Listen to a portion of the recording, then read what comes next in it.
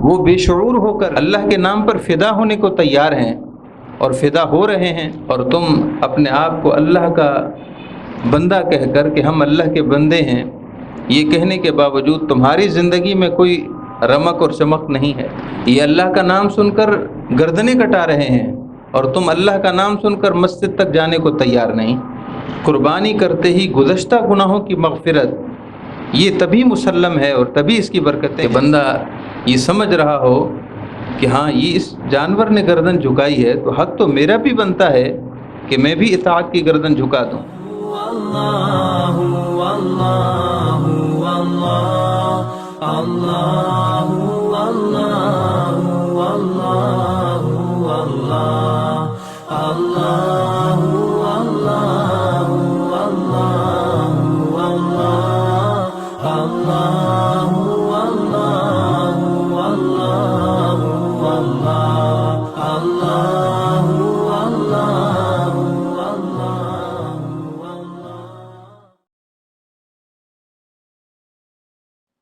صلی اللہ علی النبی الامی وآلہ واصحابہ صلی اللہ علیہ وسلم۔ الصلاۃ والسلام علیک یا رسول اللہ، الصلاۃ والسلام علیک یا رحمۃ للعالمین وعلی آلک واصحابک یا شفیع المذنبین۔ الحمدللہ ایام قربانی قریب ہیں اور سنت ابراہیمی جو کہ واجب ہے، سنت ابراہیمی کی ادائیگی کے لیے ان قریب ہم تیار ہیں۔ اللہ تعالیٰ تمام عبادات کی برکتیں، سعادتیں، رحمتیں ہم سب کو، بالخصوص قربانی کی برکتیں اللہ تعالیٰ ہم سب کو نصیب فرمائے۔ آج کے درس کا عنوان قربانی کی برکات سے متعلق ہے کہ قربانی کی برکات یقیناً ہے، ہر عبادت کی برکت ہوتی ہے، ہر عبادت کی فاتحیت ہوتی ہے، ہر عبادت میں اللہ تعالیٰ نے ہمارے لیے بے شمار فوائد و ثمرات رکھے ہیں، خواہ وہ نماز ہو، خواہ وہ روزہ ہو، خواہ وہ حج ہو، خواہ وہ اعتکاف ہو، دیگر نفلی عبادات ہوں، مالی عبادات ہوں، جانی عبادات ہوں، اللہ تعالیٰ نے ہر عبادت میں بے شمار فوائد و ثمرات اور حکمتیں رکھی ہیں۔ اللہ تعالیٰ کو ہماری عبادت سے کوئی فائدہ نہیں پہنچتا، اللہ اس سے پاک ہے کہ اسے کسی چیز کی ضرورت ہو۔ اگر ہم اللہ کی عبادت اللہ کے حکم پر کرتے ہیں تو اللہ تعالیٰ ہماری اطاعت سے خوش ہوتا ہے، اس کی رحمت خوش ہوتی ہے، لیکن یہ کہ ہماری عبادت کرنے سے اس کو فائدہ ہو اور عبادت نہ کرنے سے اس کو نقصان ہو، ایسا نہیں ہے۔ اللہ غنی، اللہ بے نیاز ہے، اللہ الصمد، اللہ بے نیاز ہے۔ بالفرض ساری کائنات، سارے انسان ہی اللہ کی نافرمانی کرنا شروع ہو جائیں تو اللہ تعالیٰ کی شان میں ایک بال برابر بھی فرق نہیں آتا۔ اس کی جو شان ہے وہ انہی شانوں کے ساتھ جلوہ گر ہے۔ کائنات کو پیدا کرنے سے پہلے بھی اس کی ذات تھی، اس لیے کہ وہ تو ہمیشہ سے ہے۔ جب کچھ بھی نہ تھا تب بھی وہ اپنی شانوں کے ساتھ جلوہ گر تھا، جب سب کچھ پیدا کیا ہے تب بھی اپنی شانوں کے ساتھ جلوہ گر ہے، اپنی سطوتوں کے ساتھ، قدرتوں کے ساتھ۔ سو ہماری عبادت کرنے سے اور ہماری عبادت نہ کرنے سے اس کی شان میں کوئی فرق نہیں آتا۔ تو یہ ایک عقیدہ ہے اللہ تعالیٰ کی ذات کے بارے میں، عقیدہ، اس کو آپ اپنے ذہن میں بٹھا لیں۔ تو ہر عبادت کے فوائد و ثمرات ہیں، ہر عبادت ہمارے لیے فائدہ مند ہے، نفع بخش ہے۔ تو قربانی کی بھی برکتیں یقیناً ہیں، لیکن آپ غور فرمائیے، تمام ساتھی، تمام دوست صحابہ، بالخصوص نوجوان ساتھیوں سے گزارش ہے، کیا قربانی کرنے کا صرف یہی مقصد اور فلسفہ ہوگا کہ ہم بیش قیمت قربانی کا جانور خرید لائیں اور پھر قربانی کے دنوں میں اس کو ذبح کر دیں؟ نہ قربانی کا جانور ذبح کرنے سے پہلے ہمیں کچھ فائدہ ملا، ہماری ذات میں، کردار میں، اخلاق میں، نہ قربانی کے دنوں سے پہلے کوئی فرق تھا، نہ قربانی کے دنوں میں کوئی چینجنگ آئی، کوئی تبدیلی آئی، اور نہ پھر یہ ہوا کہ قربانی کے بعد کوئی ہمارے اخلاق و کردار پر کچھ اثر پڑا ہو، ہمارے سوچنے میں، ہمارے فکر میں، یا دیگر مختلف اللہ تعالیٰ کی اطاعت میں کچھ فرق پڑا ہو، کچھ روحانی فائدہ ہوا ہو۔ اگر کچھ فرق نہیں پڑا تو یقیناً صرف یہ فلسفہ تو نہیں ہوگا کہ قربانی کا جانور خرید کر لائیں اور ذبح کر دیں اور اس کے بعد پھر بات ختم۔ آئیے قرآن پاک کی آیات سے ہم سمجھنے کی کوشش کریں گے کہ اللہ تعالیٰ نے اس قربانی کرنے میں، یعنی قربانی کا جانور خرید کر لانے سے لے کر اور پھر ذبح کرنا اور پھر گوشت تقسیم کرنے کے بعد تک اس میں ہمارے لیے کون سا سبق دیا ہے، اور اللہ تعالیٰ کیا چاہتا ہے کہ ہمارے اندر کس قسم کی تبدیلی آئے۔ یہ سورۃ الحج کی آیتیں ہیں، 17واں سپارہ ہے سورۃ الحج کا، یہاں سے 5واں رکوع شروع ہوتا ہے۔ ارشاد باری تعالیٰ ہے وَلِكُلِّ أُمَّةٍ، اور ہر امت پر، ہر امت کے لیے، جعلنا منسکا، ہم نے ایک قربانی مقرر فرمائی تھی۔ اللہ تعالیٰ کا ارشاد ہے وَلِكُلِّ أُمَّةٍ جعلنا منسکا، ہم نے ہر امت کے لیے قربانی مقرر کر رکھی تھی، ہر امت کے لیے قربانی تھی۔ سیدنا آدم علیہ نبینا وعلیہ الصلاۃ والسلام سے لے کر ہمارے پیارے نبی صلی اللہ علیہ وسلم کی شریعت تک ہر امت پر، ہر نبی کے واسطے کے ساتھ ان کی امتوں کے لیے کسی نہ کسی صورت میں قربانی کرنا تھی۔ جیسے کہ سیدنا آدم علیہ نبینا وعلیہ الصلاۃ والسلام کے 2 بیٹوں کے قربانی کا ذکر 6 سپارے کی آیات میں متلا ہے۔ وَاتْلُ عَلَيْهِمْ نَبَأَ ابْنَيْ آدَمَ بِالْحَقِّ اذ قربا قربانا فتقبل من احدهما ولم يتقبل من الاخر۔ اے پیارے حبیب، سیدنا آدم علیہ السلام کے 2 بیٹوں کا واقعہ سنائیے، ان کا سچا قصہ اپنی امت کو سنائیے، جبکہ ان کے 2 بیٹوں نے قربانی کی تھی، ایک کی قربانی قبول کر لی گئی، دوسری کی قربانی قبول نہ ہوئی۔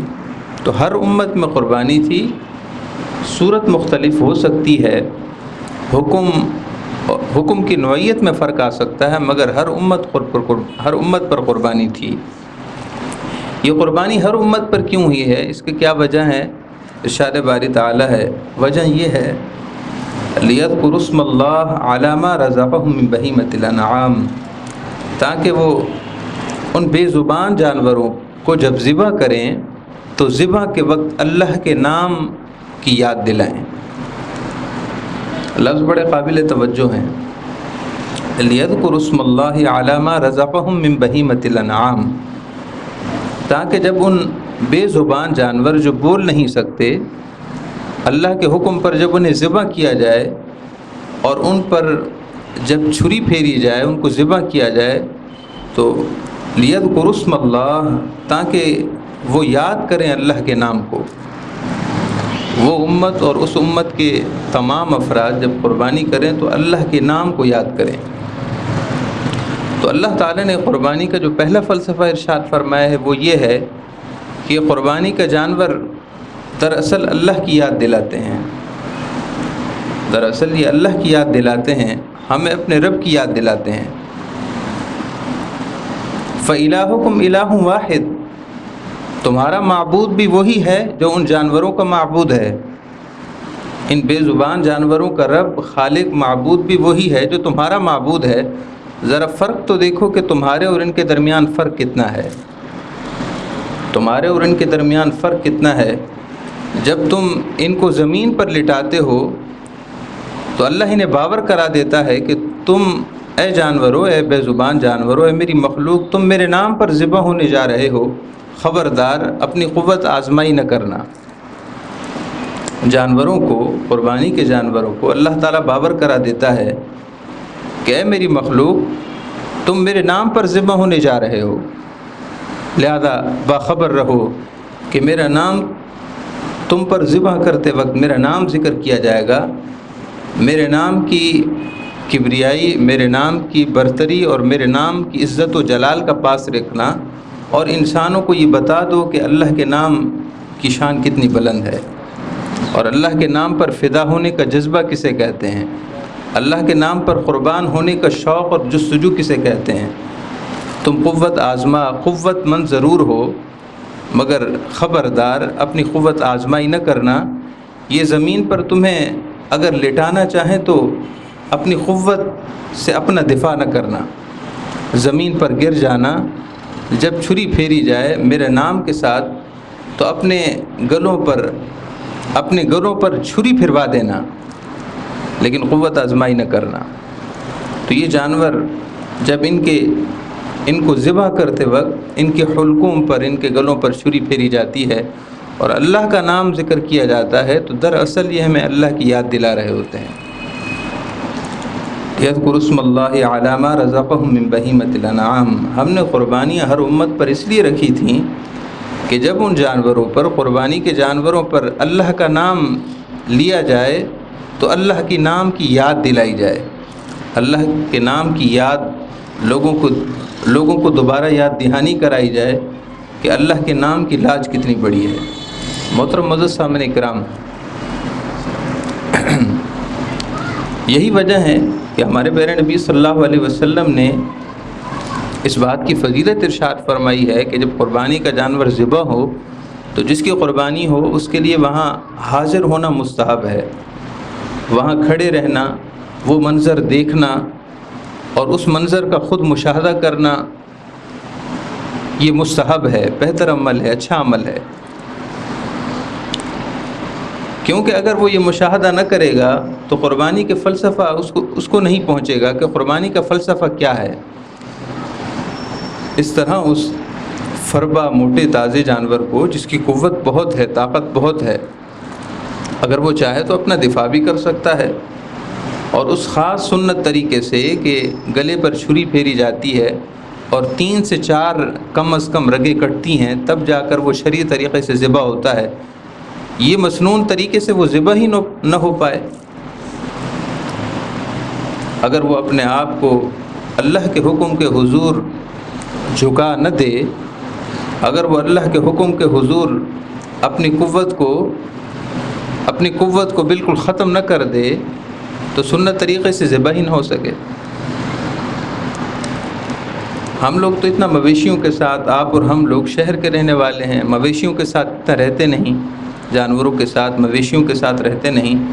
گاؤں دیہات میں جا کر آپ پوچھئے کہ یہ جو مویشی ہیں جو گھر کے پالتو بھی ہوں، پھر بھی اگر یہ اپنی طاقت کو آزماتے ہیں اور قوت آزمائی کرتے ہیں تو ان کو پکڑنا آسان کام نہیں، پکڑنا بھی آسان کام نہیں۔ رسی توڑا کر بھاگ جاتے ہیں اور وہ زمین میں بالکل گہرائی تک جو کھوٹیاں باندھی جاتی ہیں، یعنی جن سے ان کی رسی باندھی جاتی ہے، وہ کھوٹیاں زمین کی تہ تک ہوتی ہیں، بہت زیادہ گہرے، ہم ان کو قلعے بولتے ہیں، کھونٹی قلعہ، لیکن جب یہ اپنی قوت آزمائی کرتے ہیں تو اس کو زمین سے اکھاڑ دیتے ہیں۔ اندازہ فرمائیے، لیکن جب اللہ کا نام ذکر ہو رہا ہے اور یہ اللہ کے نام پر ذبح ہونے کے لیے مقرر ہوئے تو وہ ہے کہ سب کچھ دیکھتے ہوئے بھی انہوں نے اپنے آپ کو جھکا دیا ہے۔ کیا یہ دیکھتے نہیں ہیں کہ ان کے سامنے دیگر جانوروں کے گلوں پر چھری پھیری گئی ہے؟ دیکھ رہے ہوتے ہیں، ان کے حلقوم پھاڑے جا رہے ہیں، چھری کے ساتھ ان کے جسموں کو جدا کیا جا رہا ہے۔ سارا یہ منظر اپنی آنکھوں سے دیکھنے کے باوجود پھر بھی سر تسلیم خم ہے، نہ اچھل کود ہے۔ اگر یہ منظر دیکھ کر ان کو اتنا شعور تو ہے، جان کس کو پیاری نہیں ہے؟ ہر شے کو جان پیاری ہے۔ اللہ تعالی نے ہر شے کو اپنی جان بچانے کا شعور دیا ہے۔ آپ زیادہ واقف نہ ہوں تو زیادہ جہاں بھینسوں کے باڑے ہیں وہاں چلے جائیں، ان سے پوچھئے کہ مختلف بیماریوں میں ان کو انجیکشن لگتے ہیں، بھینسوں کو خاص طور پر مختلف بیماریوں میں انجیکشن لگتے ہیں، یا اگر دودھ نہ اتارتی ہوں بھینسیں تو اس وقت بھی انجیکشن لگتے ہیں۔ اور یہ اتنی باشعور ہوتی ہیں یہ بھینسیں اور یہ مویشی کہ جب اس طرح اجنبی لوگوں کو آتا ہوا دیکھیں تو ان کو اتنی سمجھ آ جاتی ہے کہ ہمارے ساتھ کچھ نہ کچھ معاملہ ہے، اور پھر یہ اچھل کود کرتی ہیں۔ لیکن قربان جائیے اللہ کی رحمت پر، اللہ کے نام کی حرمت پر،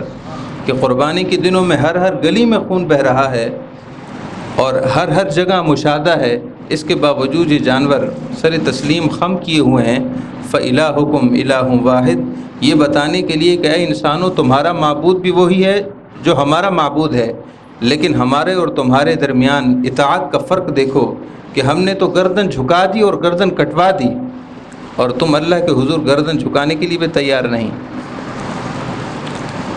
وَلِكُلِّ أُمَّةٍ جَعَلْنَا مَنْسَكًا، ہم نے ہر امت کے لیے قربانی مقرر کی ہے،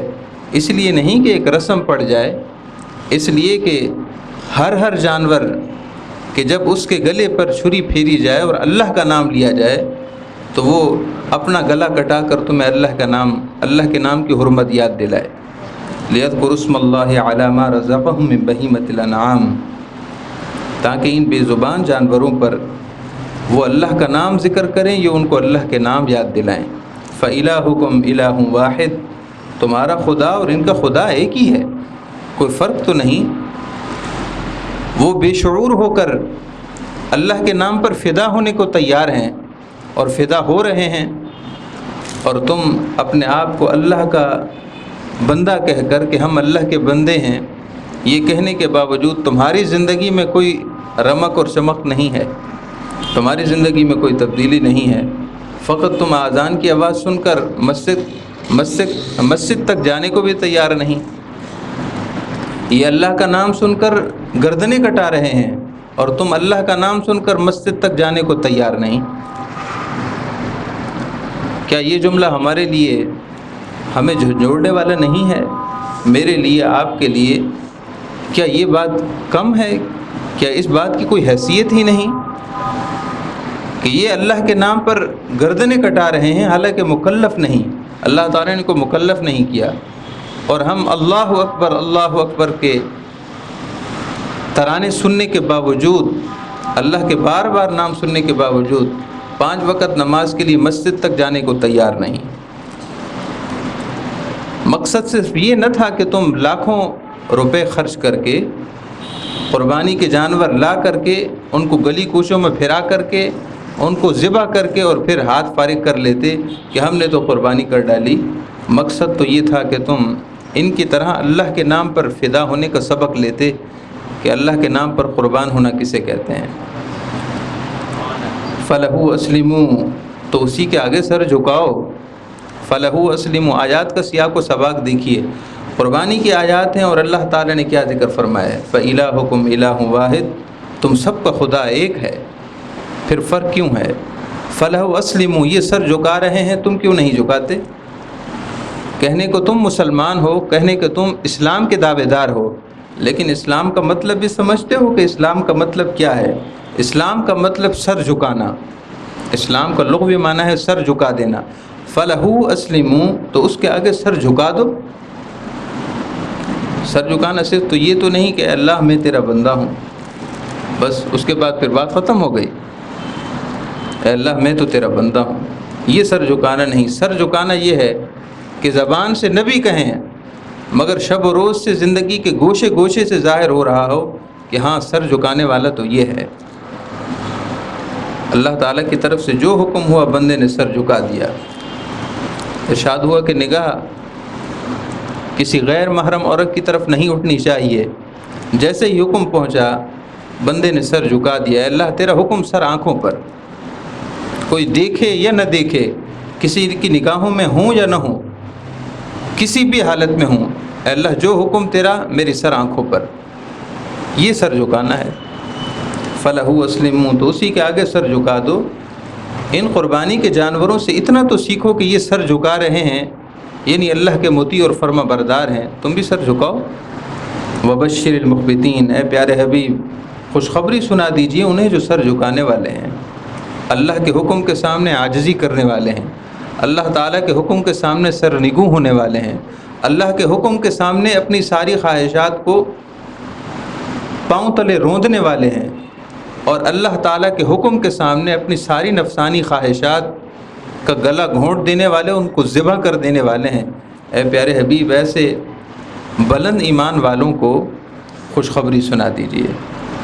کون سی خوشخبری؟ نبی اکرم صلی اللہ تعالیٰ علیہ وسلم نے اس طرح قربانی کرنے والوں کے لیے خوشخبری سنائی ہے۔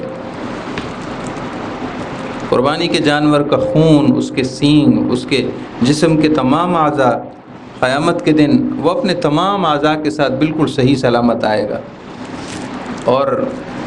اس قربانی کرنے والے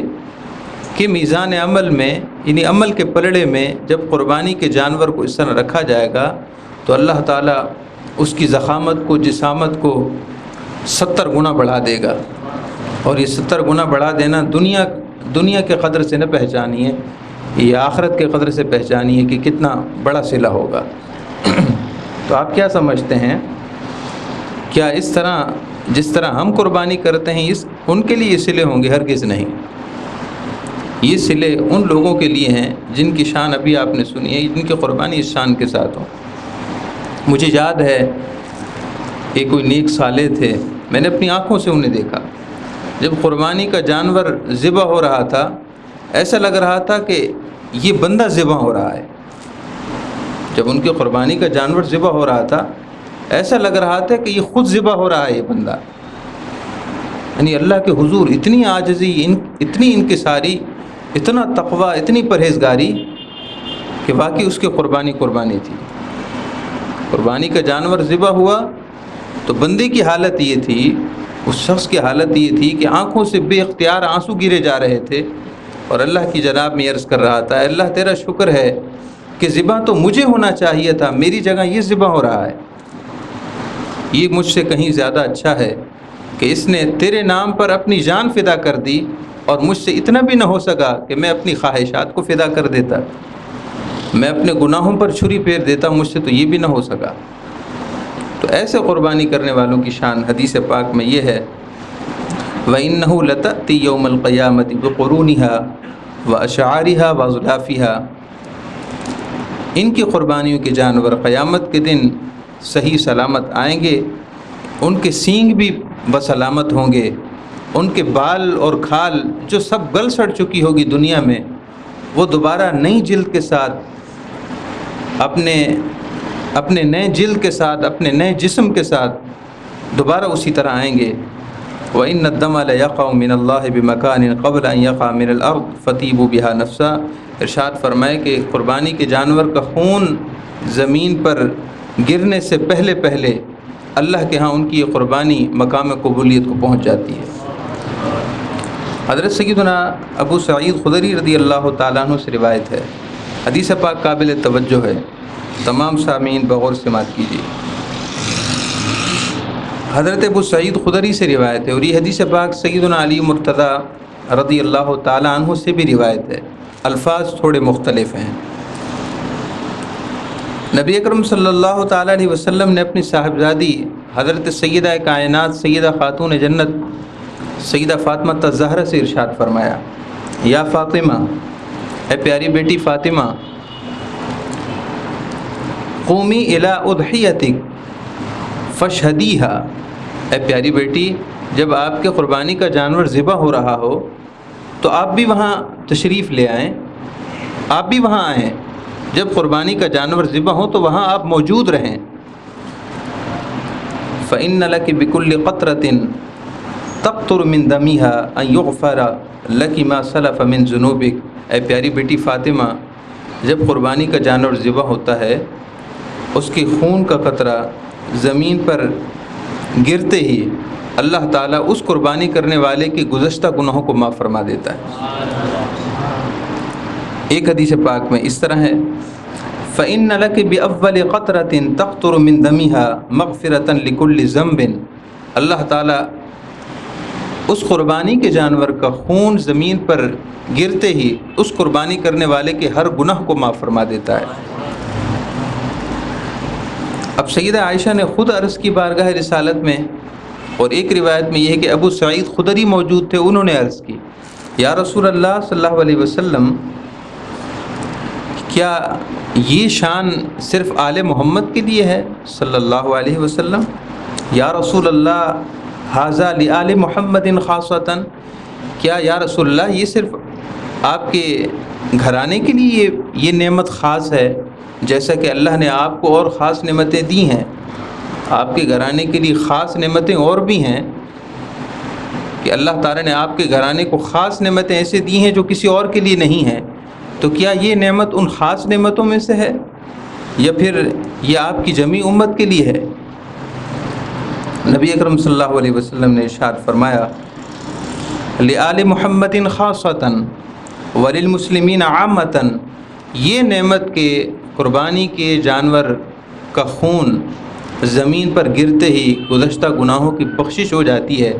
یہ نعمت میری آل کے لیے بالخصوص ہے اور میری تمام امت کے لیے بالعموم ہے، یعنی میری امت کے لیے بھی ہے، میری آل کے لیے خاص ہے، یعنی اللہ تعالیٰ کے ہاں ان کے لیے یہ نعمت ہے مگر خصوصی شانوں کے ساتھ ہے، اور باقی ان کے صدقے میری آل کو جس طرح خاص دی گئی ہے، خاص نعمت ہے، یہ میری کل امت، کل اہل اسلام کے لیے بھی ہے۔ محترم معزز سامعین کرام، قربانی کرتے ہی گزشتہ گناہوں کی مغفرت یہ تبھی مسلم ہے اور تبھی اس کی برکتیں ہیں جب اس شان کے ساتھ ہو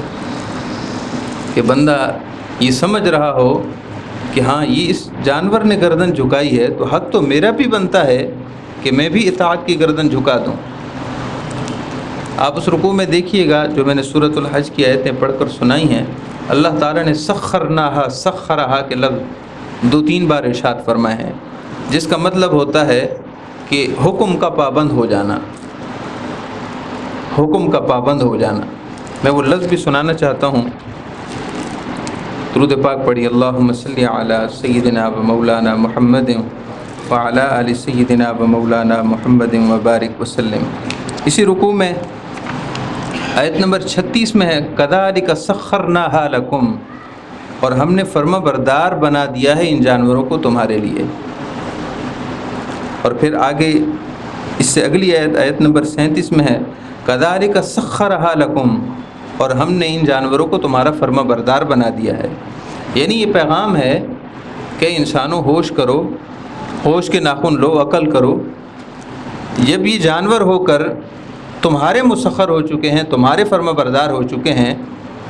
تو تم انسان ہو کر اللہ کے مسخر کیوں نہیں ہوتے؟